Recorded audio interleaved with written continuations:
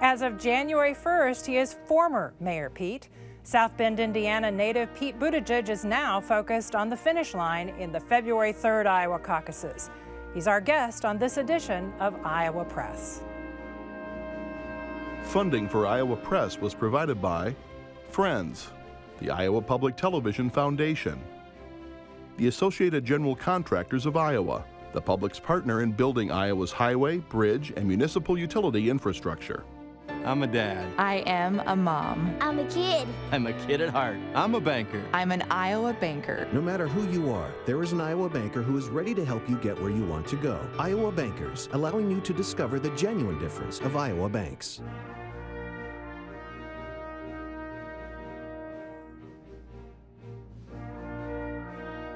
For decades, Iowa Press has brought you politicians and newsmakers from across Iowa and beyond, celebrating nearly 50 years of broadcast excellence on statewide Iowa PBS. This is the Friday, January 3 edition of Iowa Press. Here is Kay Henderson. Mayor Pete Buttigieg is a former Rhodes Scholar. He's a military veteran, and as of January 1st, he is former South Bend Mayor Pete Buttigieg. He's joining us here at the Iowa Press table to talk about his 2020 presidential bid. Welcome to the Iowa Press table. Thank you. Great to be with you. Also here at the table, Barbara Rodriguez of the Des Moines Register and Aaron Murphy of the Lee Enterprises newspapers in Iowa. Mr. Mayor, you've been leading in some of the recent polls here in Iowa, not doing as well in other states later in the nominating schedule.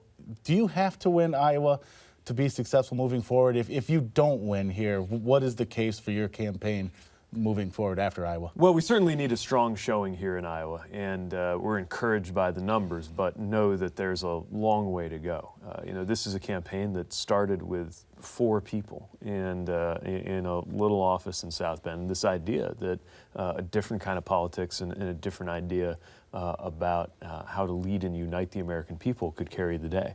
What we've seen is it's succeeded certainly beyond a lot of the expectations as of a year ago.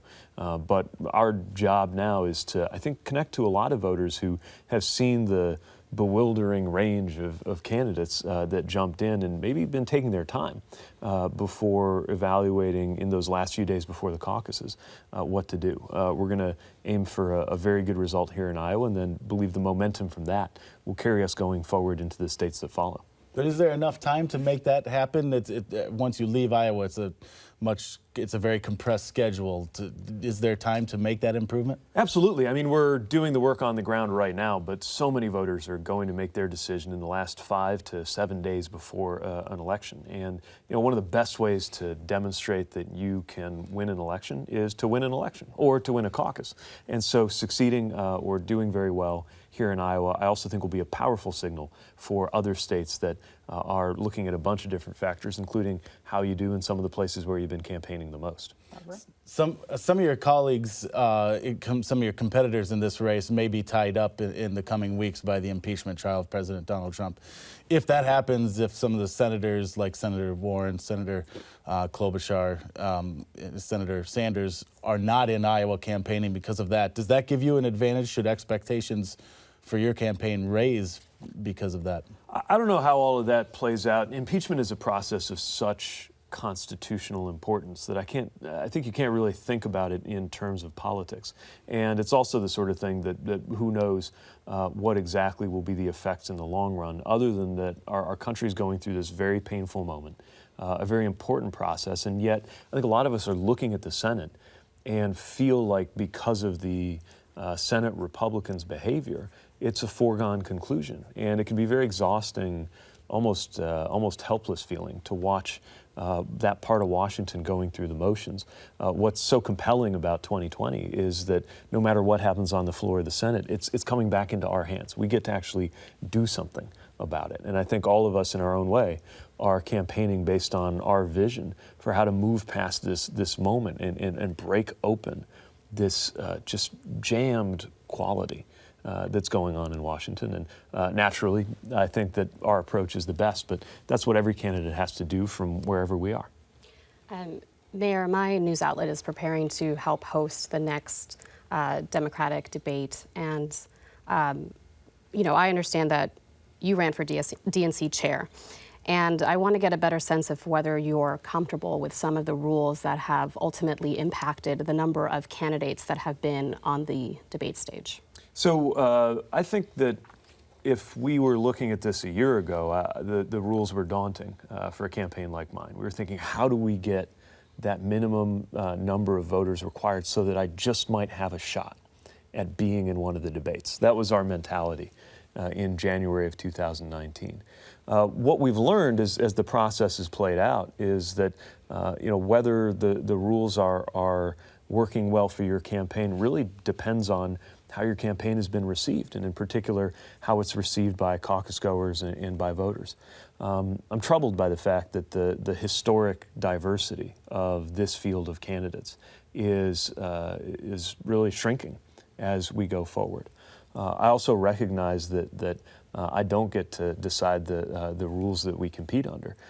The job of my campaign and my job as a candidate is to do everything that we can to reach as many voters as we can and make sure that we not only get the chance to be on the debate stage, but now as we prepare for the 7th presidential debate, that we make the most of that time to continue clarifying for voters where we stand.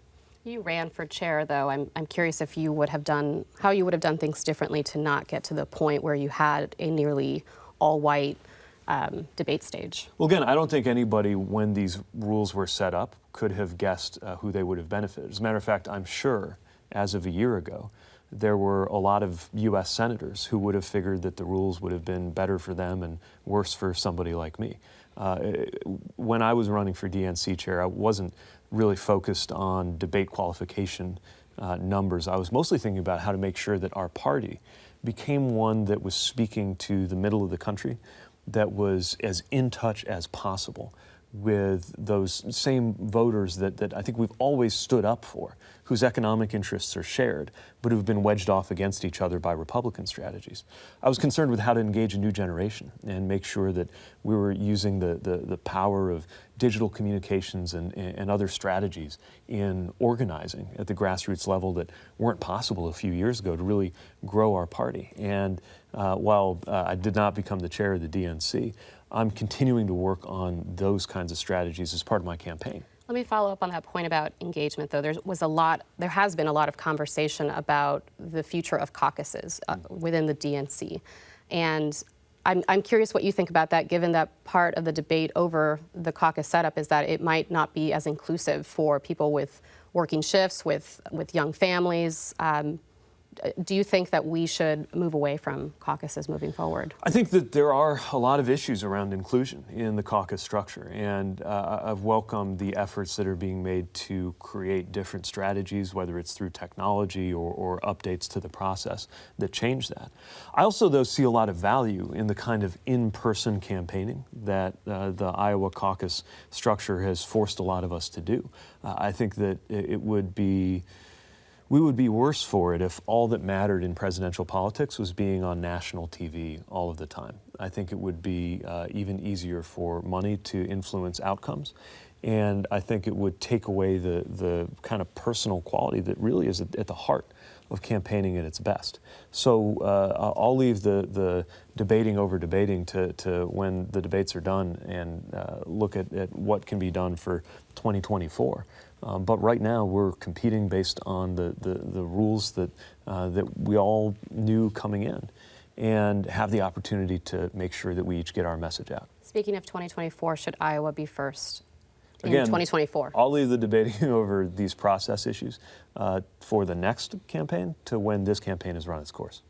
So let's move on from process issues and talk about a little bit about your resume, Mr. Mayor. Barbara mentioned the run for the DNC chair. You also ran for statewide office in Iowa and was unsuccessful. You're mayor of South Bend.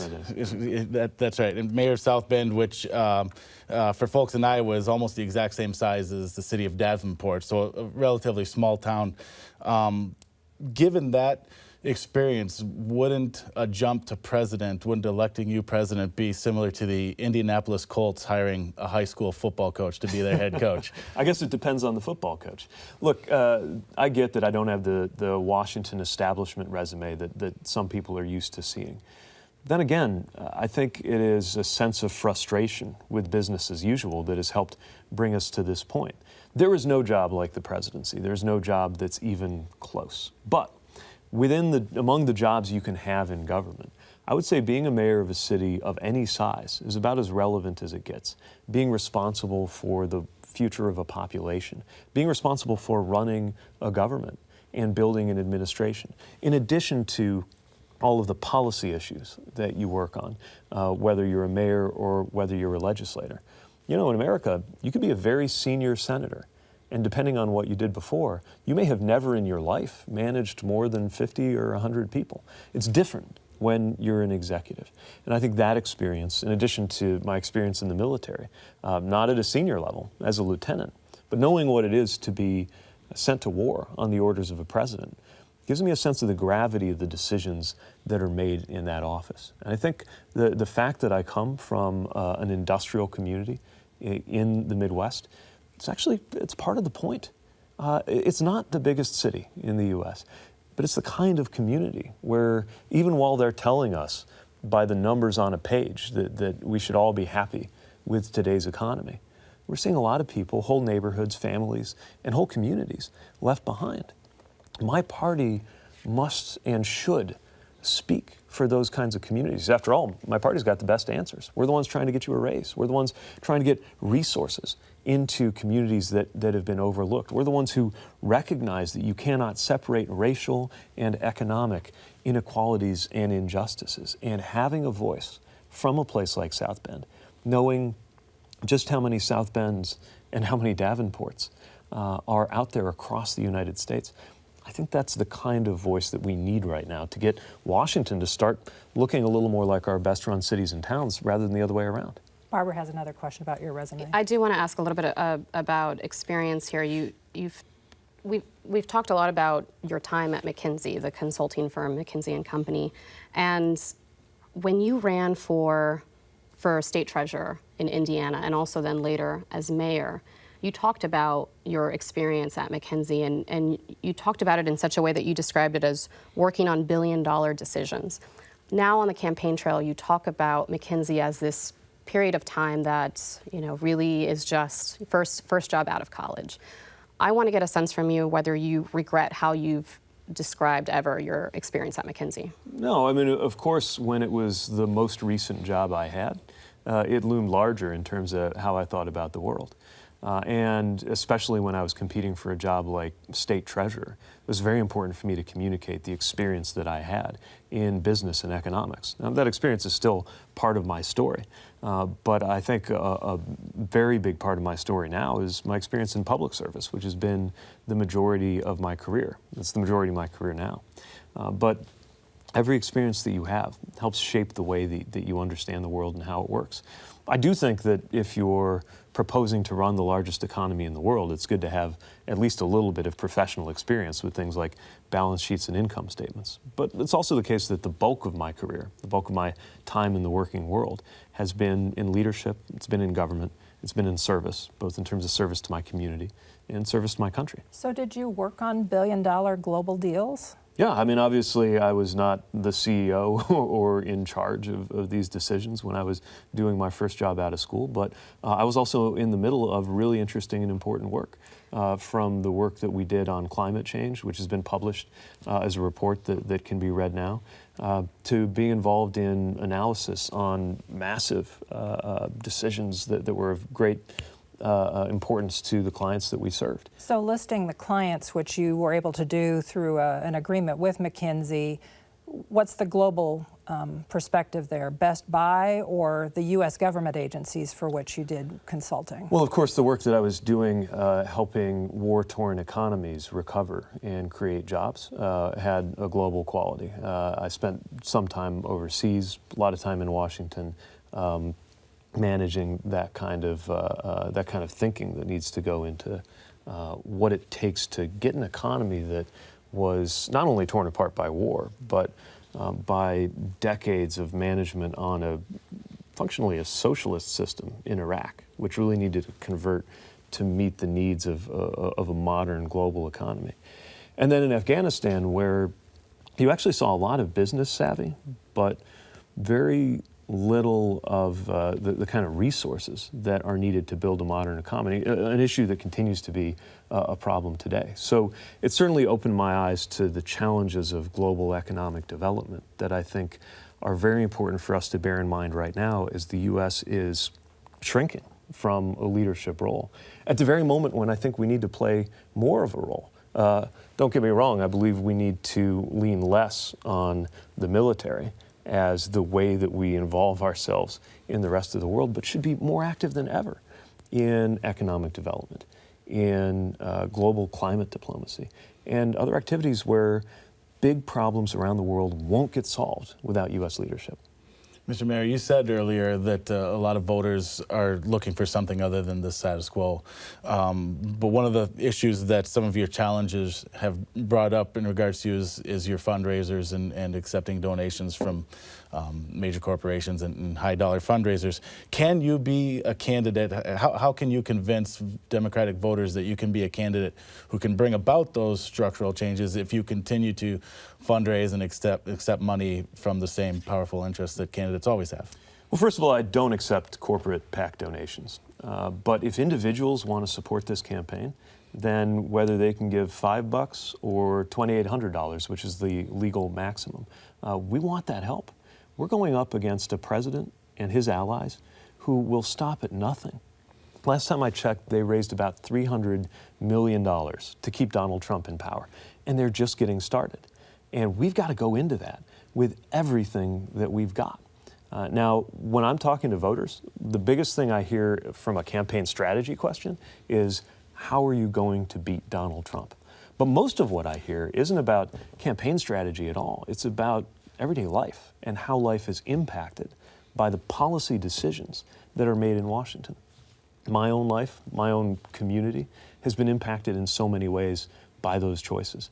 And the reason that I went into elected office, the reason I walked away from a comfortable and good-paying job in order to seek to serve my state, then my community, as well as serve my country, is to make sure that those decisions happen with regard to our lives. And a lot's got to change. And I think that's the point that the people that your opponents would make. How do you ensure voters that those policy decisions will be purely with people in mind and not with the donors with access to a candidate because of the fundraising that they do? Well, roughly 700,000 people have donated to our campaign so far.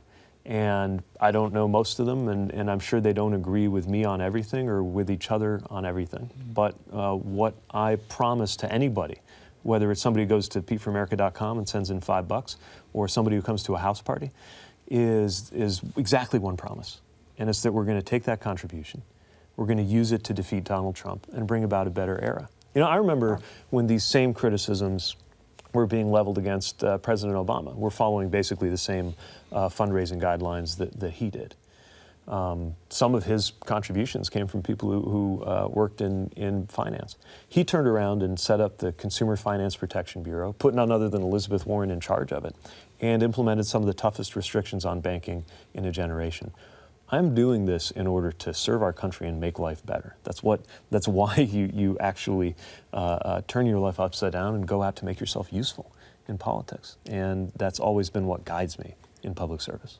Mayor, there's a historic nature to your candidacy as a gay man. And I want to make sure that I ask very directly whether you think that America is ready for a gay president. Absolutely. I think about my experience back home. You know, when I made the personal decision to come out, it was in the middle of a re-election campaign. It was 2015. Mike Pence was the governor of Indiana. And there was no way to know what effect that would have on my future as somebody living in a state that had never had an out mayor, very few out politicians at all. And it was just a leap of faith. I just had to trust the voters of my community to judge me based on my performance, based on the job that we did for them. And in the end, I got 80% of the vote. If that can happen in Mike Pence's Indiana, then it can happen anywhere in America. And what I'm finding as I talk to voters is most of the questions aren't about me. They're about them. They're about whether we can get more health care certainty to families that, even when they have insurance, are finding that out-of-pocket costs are frustratingly high or the premiums are too high.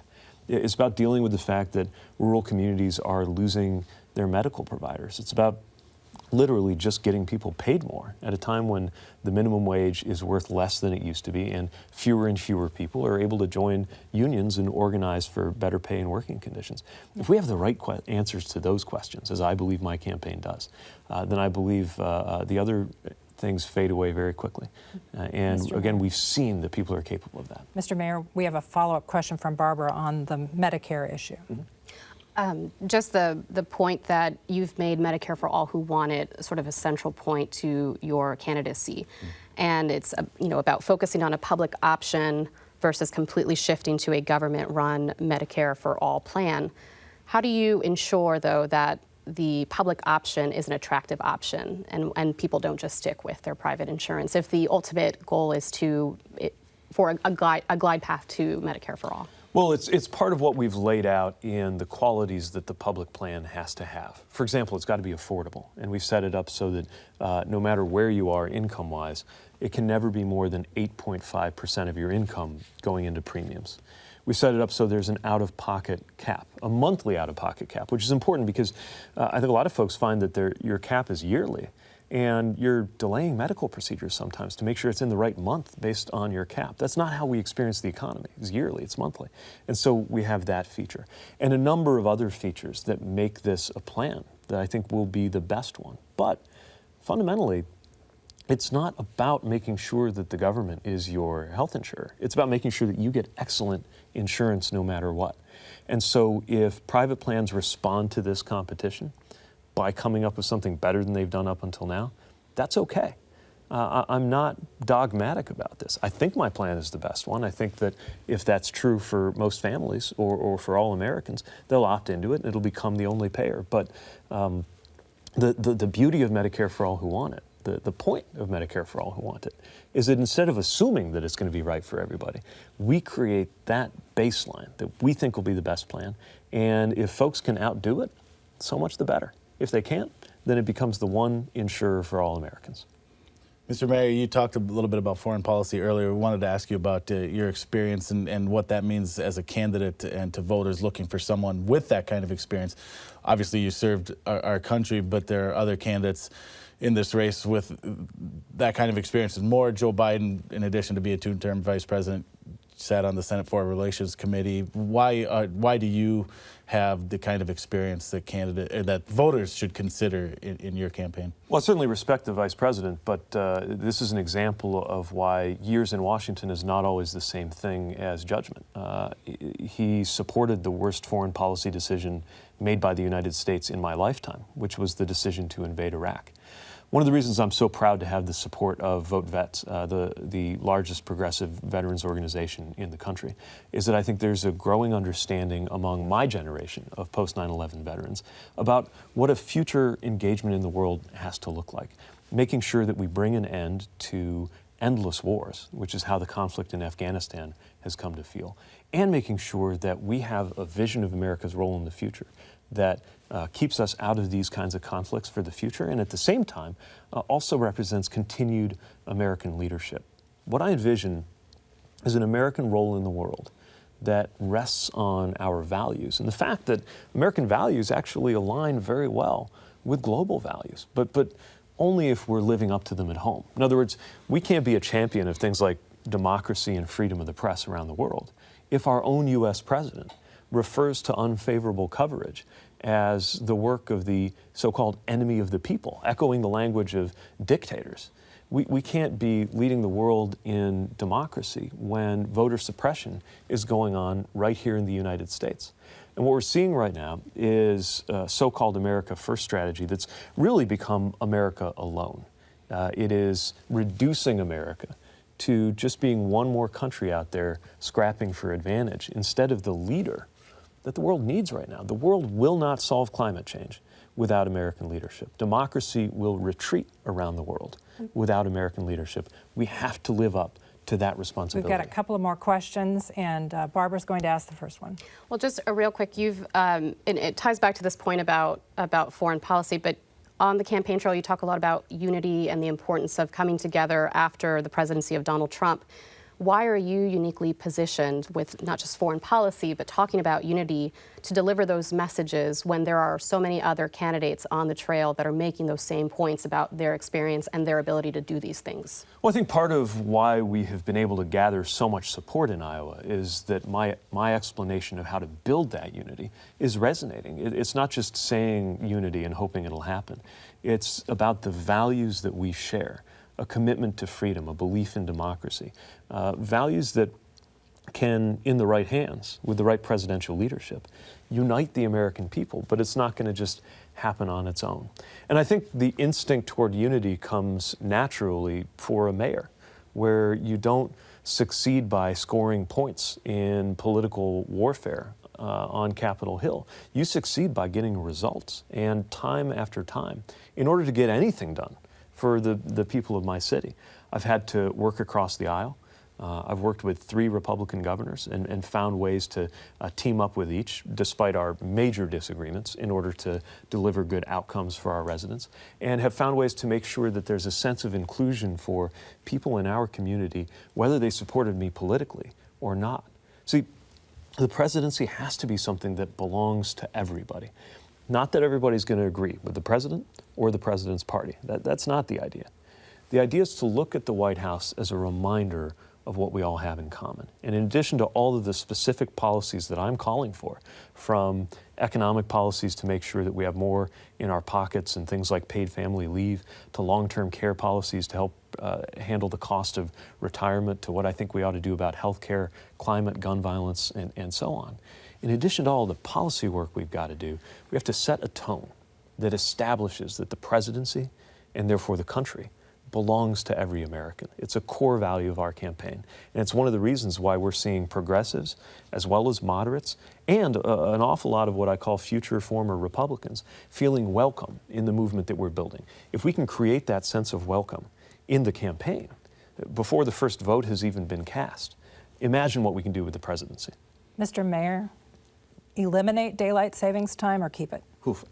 I believe we were going along just fine without it in my home state of Indiana, but now that we are on it, which is a decision that was made about a decade ago, I don't see much to be gained by making a new change.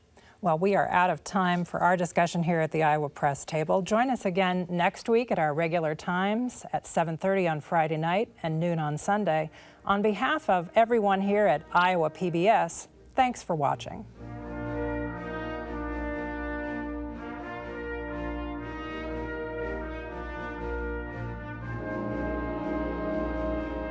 Funding for Iowa Press was provided by Friends, the Iowa Public Television Foundation, the Associated General Contractors of Iowa, the public's partner in building Iowa's highway, bridge, and municipal utility infrastructure.